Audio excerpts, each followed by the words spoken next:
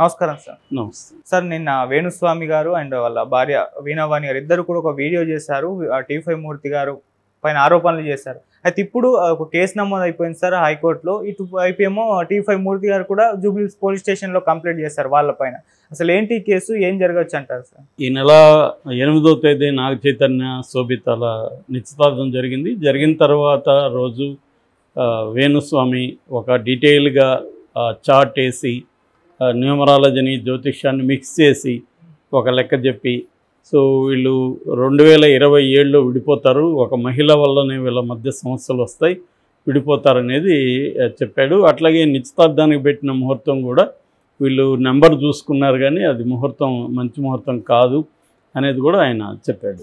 ఇది సర్వత్రా వ్యతిరేకతకు దారితీసింది. ఎందుకంటే వాళ్ళేదో ఆల్రెడీ ఒక విడాకులయ్యి మళ్ళీ రెండో పెళ్లి చేసుకుంటుంటే ఇంకా పెళ్లి కాకముందే నిశ్చితార్థం రోజే వాళ్ళు విడిపోతారని చెప్తే మొత్తం వేణుస్వామి మీద వ్యతిరేకత వచ్చింది. పోనీ వేణుస్వామి చెప్పిన జ్యోతిష్యాలన్నీ అక్యురేట్గా అయ్యాయా? లేదు. గతంలో చాలాసార్లు ఆయన జోస్యం ఫెయిల్ అయింది, అది అందరికీ తెలుసు. అలాంటప్పుడు ఈ నోరు వచ్చి అడగలేదు, నాగార్జున వాళ్ళు అడగలేదు, ఎవరు అడగలేదు. అలా పబ్లిక్గా చెప్పడం ద్వారా సైకలాజికల్గా వాళ్ళ మీద ప్రెజర్ పడే అవకాశం ఉంది. సో ఇది ఖచ్చితంగా ఇబ్బందికరం. అది ఆయన చెప్పుండకూడదు కానీ చెప్పాడు. అది కూడా నేను విరమించుకున్నాను, అయినా దీన్ని ఎందుకు చెప్పానంటే గతంలో సమంత విషయంలో చెప్పాను, దానికి లింక్ ఉంది అని సమర్థించుకోవడానికి ట్రై చేశాడు. సో బేసిక్గా వేణుస్వామి మోడస్ ఆపరెండి ఏంటంటే తనకి వ్యాపారాలు ఉన్నాయి. ఆయనకి జ్యోతిష్యం కూడా వ్యాపారమే, ఇతర వ్యాపారాలు కూడా ఉన్నాయి. రియల్ ఎస్టేట్ ఉంది, పబ్ ఉంది, ఇవన్నీ ఉన్నాయి.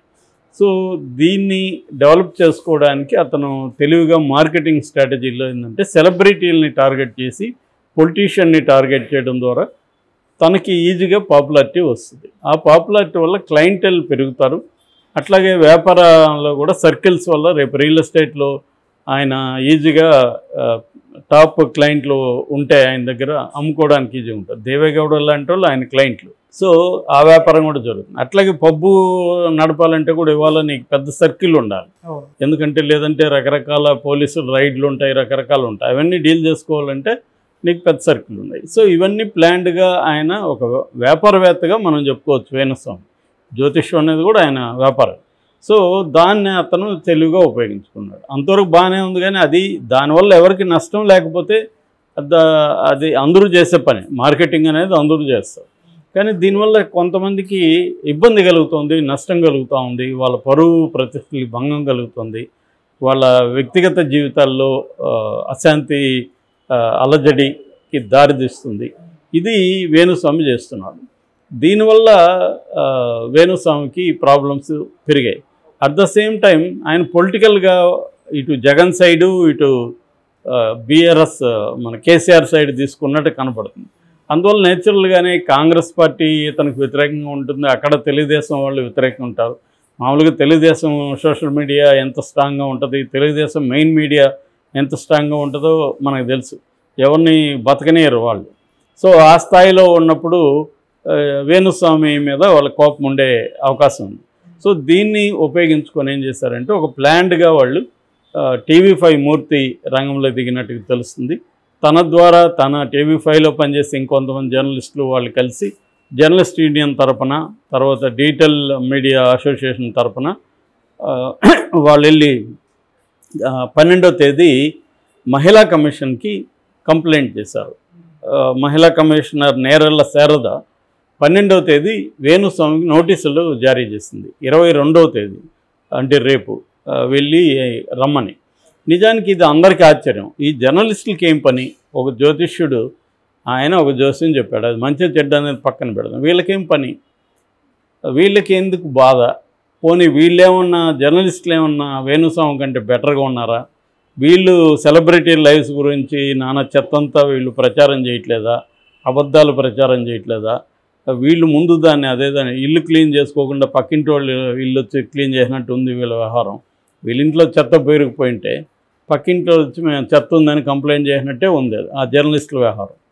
సో ఇది విచిత్రంగా ఉన్నింది. దాని తర్వాత ఇప్పుడు అర్థమైందంటే దీని వెనకంతా ఒక స్కీమ్ నడుస్తుంది. ఆ స్కీమ్లో ఇప్పుడు మూర్తి బయటకు వచ్చాడు, టీవీ5 మూర్తి. టీవీ5 మూర్తికి వేణుస్వామి ఒక్కడే జోష్యం చెప్తున్నాడా? చాలామంది చెప్పట్లేదా? పోనీ ఇది ఖండించడం కరెక్టే, వేణుస్వామిది తప్పేం లేదు. కానీ దాన్ని అదే పనిగా దాడిలాగా పెట్టుకొని వీడియోల వెంట వీడియోలు చేస్తుంటే క్లియర్గా టార్గెట్ చేసినట్టుగా ఉంది. సో ఇది ఒక పక్క నడుస్తుంది. సో వేణుస్వామి అండ్ వాళ్ళ భార్య వాణి శ్రీవాణి వాళ్ళు ఇద్దరు ఒక వీడియో చేశారు. మేమిద్దరం మమ్మల్ని వేధిస్తున్నాడు, 5 కోట్ల డబ్బులు అడిగాడు అని ఒక ఆడియో కూడా రిలీజ్ చేశాడు. ఆ ఆడియోలో కొంతమంది ద్వారా మూర్తి డబ్బులు ఇచ్చేయడానికి ట్రై చేశారని. సో దానికి మూర్తి మళ్ళీ సమాధానం ఇచ్చాడు, నన్ను చంపేయండి, అది కానీ ప్రూవ్ అయితే నేను తివారీ మీద తివారీ మీద కూడా అప్పుడు 50 కోట్ల డిమాండ్ చేశారు. తివారీ ఈకపోతేనే ఏబిఎన్ వాళ్ళు చేశారని కూడా అప్పుడు కూడా ఇదే వచ్చాయి విమర్శలు. సో మెయిన్ స్ట్రీమ్ చాలా ఛానళ్ళ మీద ఈ అభియోగాలు ఉన్నాయి, బ్లాక్మెయిలింగ్ చేస్తారని. ఎందుకంటే ఎవరు ఈ లైవ్స్ అన్నా వాళ్ళు పబ్లిక్గా పెట్టేయచ్చు, దాన్ని ఆపాలంటే డబ్బులు డిమాండ్ చేయడం అనేది ఎప్పటి నుంచో ఆరోపణలు ఉన్నాయి. అవి ఏం ప్రూవ్ కాలేదు కానీ ఆరోపణలు అయితే ఉన్నాయి. సో అలాగా ఇప్పుడు ఈయన మీద కూడా వాళ్ళు చేశారు. చేసి ఇది చేస్తే దానికి ఇతను మూర్తి వెళ్ళి మళ్ళీ police station, Jubilee hills police స్టేషన్లో కేసు పెట్టాడు. సో ఇప్పుడు మళ్ళీ ఒక కొత్త పరిణామం చోటు చేసుకుంది. అదేంటంటే హైకోర్టులో ఒక అడ్వకేటు మహిళా కమిషన్ మీద పిటిషన్ వేశారు. అసలు మహిళా కమిషన్కి ఈ అధికారం ఉందా? ఎవరో ఒకరు జ్యోతిష్యం చెప్పారు, ఆ జ్యోతిష్యుని తన దగ్గరికి పిలిచి ఆ జ్యోతిష్యం మీద విచారణ జరిపే హక్కు మహిళా కమిషన్కు ఉందా అనేది ఇప్పుడు ఈ పిటిషన్ వేశారు. పిటిషన్ వేసిన వ్యక్తి పొన్నం కిషోర్, ఆయన పేరు. పొన్నం కిషోర్ ఎవరంటే పొన్నం ప్రభాకర్, ఇప్పుడు ప్రజెంట్ మంత్రి, ఆయన తమ్ముడు. So Congress legal cell incharge. మరి ఒక కాంగ్రెస్ వాళ్ళే నిజానికి వేణుస్వామికి వ్యతిరేకంగా ఉన్నారు. గతంలో వేణుస్వామి కేసీఆర్ వస్తాడు అని. రెండోది, ఈ మహిళా కమిషన్ ఏర్పాటు చేసింది కాంగ్రెస్ వాళ్ళు. మరి కాంగ్రెస్ వాళ్ళే మళ్ళీ మహిళా కమిషన్కి వ్యతిరేకంగా హైకోర్టులో వేణుస్వామికి అనుకూలంగా కేసు వేయడం ఏంటి అన్న ఒక చర్చ జరుగుతుంది. సో ఇది నిన్న కోర్టు కూడా దీన్ని తీసుకున్నది, విచారణకి తీసుకొని మహిళా కమిషన్ని అడిగింది, నీకు నిజంగా అధికారాలు ఉన్నాయా, మీ అధికారాలు ఏంటని అడిగింది. అది మంచిదే. ఇప్పుడు మహిళా కమిషన్కి ఏ అధికారాలు ఉన్నాయనేది తెలియాలి. మహిళల మీద ఏదైనా దాడులు దౌర్జన్యాలు జరిగితే మహిళా కమిషన్ స్పందించాలనేది జనరల్గా ఉన్న అవగాహన. ఇందులో మహిళ ఇన్వాల్వ్ అయిండొచ్చు, ఎందుకంటే శోభిత కాబట్టి ఇన్వాల్వ్ అయిందని చెప్పచ్చు. మరి అట్లాంటి బోల్డ్ కేసులు ఉన్నాయి మహిళల మీద. జర్నలిస్టులు, ఛానళ్ళు రకరకాలుగా మాట్లాడే, హేమన్ గురించి ఎలా మాట్లాడారో మనం చూసాం.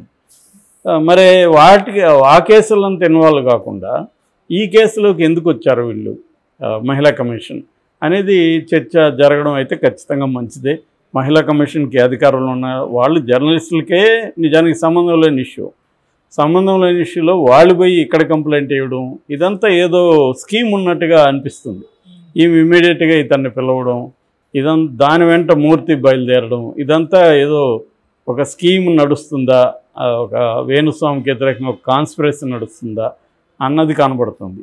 ఎందుకంటే ఇప్పుడు అన్ని ఛానళ్ళు వేణుస్వామిని ఖండించి సపోర్ట్ చేసి, నాకు తెలిసి వేణుస్వామి, నాగా చైతన్య, శోభిత విషయంలో చెప్పిన జోష్యాన్ని సపోర్ట్ చేసినవి ఏవీ లేవు. అందరూ కూడా ఖండించాల్సిన విషయమే. ఎందుకంటే జ్యోతిష్యమే, నేను చాలాసార్లు చెప్పాను, జ్యోతిష్యమే ఒక ప్రెడిక్షన్ తప్ప అంతకంటే ఏం కాదు.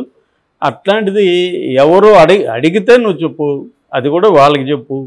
పబ్లిక్గా చెప్పి అడగకుండా పబ్లిక్గా చెప్పి పైగా వాళ్ళు విడిపోతారని చెప్పడం అనేది ఖచ్చితంగా వేణుస్వామి చేసిన తప్పు. దానికి లీగల్గా ఆయన మీద చర్య తీసుకోవచ్చు, నో డౌట్.